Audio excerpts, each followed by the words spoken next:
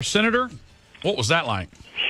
Michael, great to be with you. It was extraordinary. It was breathtaking. We were watching and living history together. I can't tell you how many people I visited with in Jerusalem, how many Americans, how many Israelis who were there for the opening of the new embassy, who said trembling, I never thought I would live to see this day, and including some older folks who had been Holocaust survivors. I mean, it was the right thing to do. It was powerful, and it was historic. I saw you in a picture with our mutual friend Mark Levin. Made me happy. He is the great one and a dear friend to both you and me, and he was happily there, and we were both thrilled to be there. You saw the violence in Gaza, and I don't know that you, upon your return, have read the reviews, but the American left seems to have taken up the cause that these were peaceful protests, but they weren't, were they? They weren't at all, and what we're seeing from the media is absolute propaganda. I mean, it is absolutely shameless. You know, I'll tell you, all right, from the IDF, just 2 hours yesterday, they saw 5 explosive devices at 12:53 p.m., 1 bombing attack at 12:58 p.m., 6 known terrorists using human shields to fire at IDF soldiers at 1:15 p.m., a shooting attack at 1:30 p.m., 8 terrorists attacked at 1:15 p.m., and 3 explosive devices detonated at 2:09 p.m. And what do the New York Times and the global media elites say? They say, oh, innocent protesters being shot by Israelis. No, these are terrorists carrying out terror attacks, and the press is lying to people and simply using it as an excuse to attack Israel.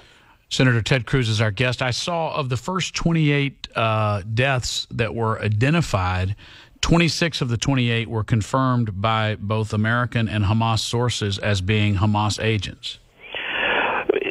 That's right, and what's going on is a propaganda effort, which is to coincide with the opening of the embassy. Hamas is sending people out to die, charging the wall actually with maps that if they breach the wall and enter Israel, with maps to where their residential communities to go and commit a terror act, and they have the maps with them. They're using Molotov cocktails. You know, one of the things they're using, Michael, is they're flying kites with Molotov cocktails attached to the kite in order to get the kite over the wall and use it to light on fire the Israeli fields and to wage terror. And the IDF forces are protecting the nation of Israel from terrorists who are attacking and provoking. And they're using human shields because they know that the media will be, as the phrase goes, useful idiots, and will put on the front pages the pictures of these Palestinians that the terrorists have sent there to die precisely because they want to use that to try to undermine Israel. I'll tell you what, I think the American people are smarter today than they've ever been with regard to a healthy cynicism regarding the media. And I feel good about whether Americans are going to be duped on this or not.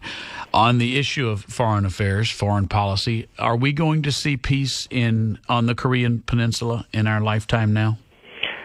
I don't know. Obviously, the president will be meeting with Kim Jong-un in coming weeks. You know, we've seen progress there, and we've seen a real illustration of the principle that strength is better than weakness. That history teaches us that with bullies and tyrants, weakness and appeasement, which is what characterized the Obama foreign policy for 8 years, appeasement doesn't work. What does work is strength.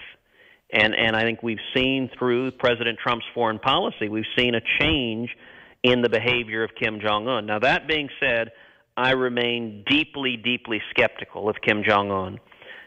Both he and his father before him have a long history of lying over and over and over again, and lying in an effort to get billions of dollars from America and using that money to in turn develop nuclear weapons to threaten the lives of millions of Americans. And so I have urged the president to approach this with a great deal of skepticism.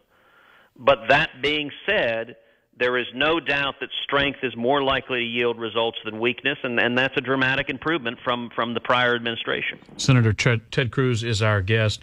On the issue of Iran, you opposed the Iran deal back in 2015 when President Obama signed it. Yes. You opposed the Corker Amendment, which cut the Senate out of the role that the Senate is supposed to play in all that. Your opponent, incidentally, in November, as you know, supported the Iran deal. The president has pulled us out of that. Where are we now?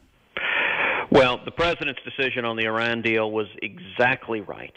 The Obama-Iran deal was nothing short of catastrophic. It sent billions of dollars to the world's leading state sponsor of terrorism. And as a result of the Iran deal, we're seeing Iranian agents in Syria. We're seeing Iranian agents in Lebanon, or Iranian agents in and supported terrorists in Yemen. Iran is exporting terror throughout the Middle East, is using those funds to murder Americans and to murder our allies. And Prime Minister Netanyahu powerfully demonstrated a couple of weeks ago when he walked through the over 100,000 secret Iranian documents that Israeli intelligence seized, the Mossad seized, in a remarkable intelligence operation. What Prime Minister Netanyahu walked through is that Iran, for over 20 years, has been carrying on a clandestine nuclear weapons program and has been lying on it, that the entire Obama-Iran deal was built on a mountain of lies.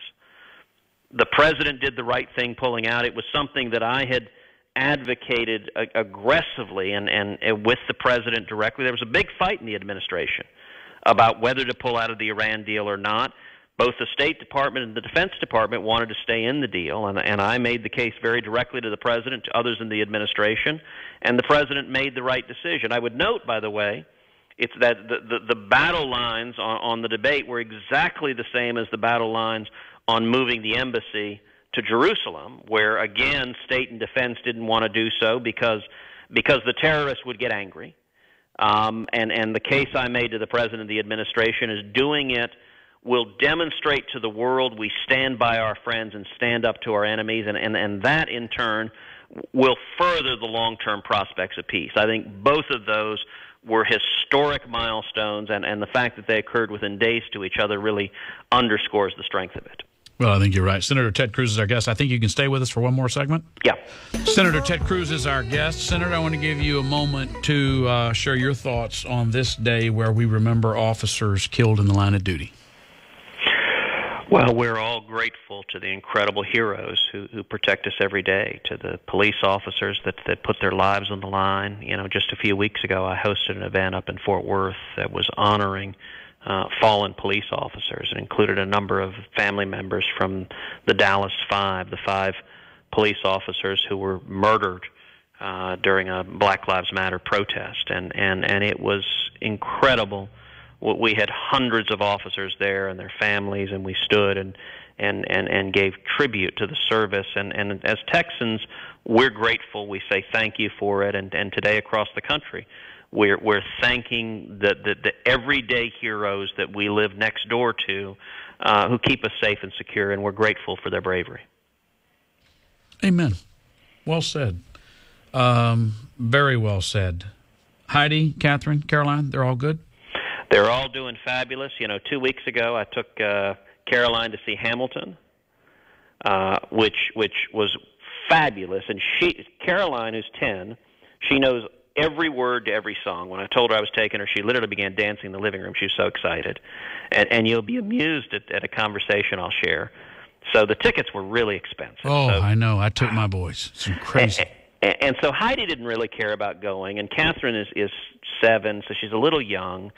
So I suggested, Catherine, why don't you stay with Mommy and have a Mommy-Daughter Day, and I'll go with Caroline. And so that's what we did. But Catherine afterwards was telling her older sister, she said she was a little sad that she wasn't going to Hamilton. And Caroline said, it's okay, Catherine, you can see it in a few years. And Catherine said, but what if in a few years, what if Hamilton's dead then? So rest assured, he will be. It gets better. So Caroline, puts her arm around her little sister and says, Catherine, he's been dead for 200 years. And Catherine looks at her and says, Well, then why are you going to see him?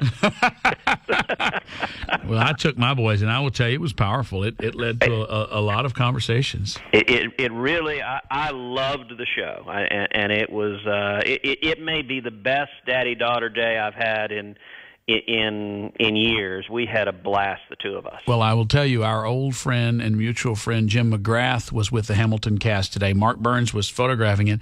They came to President Bush 41's office and sang for him there. Oh, so wonderful! That's fantastic. Yeah, Jim McGrath lives the life. Yeah, that is very, very cool. They're really talented, and I got to say, it was genius writing the words to those songs. And I love that it has people focusing on the miracle of the American founding.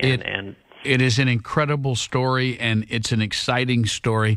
You and President Trump, he's made a lot of comments about you recently, all very positive about your leadership in the Senate. Y'all seem to have a good working relationship.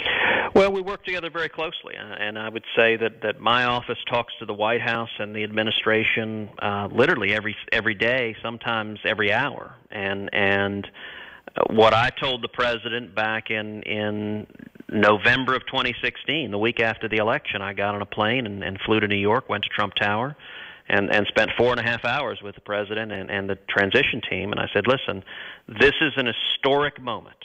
And I want to do everything humanly possible to lead the fight for us to deliver on our promises.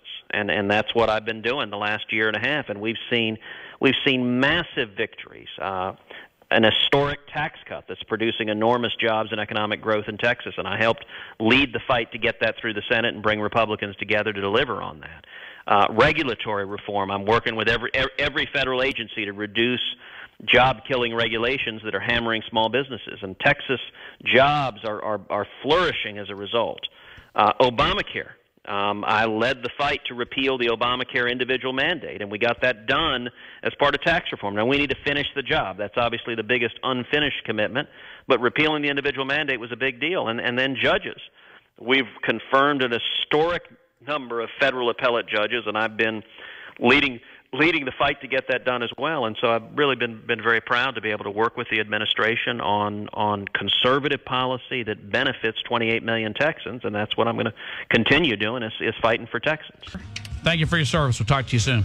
Always good, and let me just say, tell your boys we need a rematch at the Hoops Club, because the Hoops Court, because the old guys took the young boys out there. Yes, they did. I still have a blister.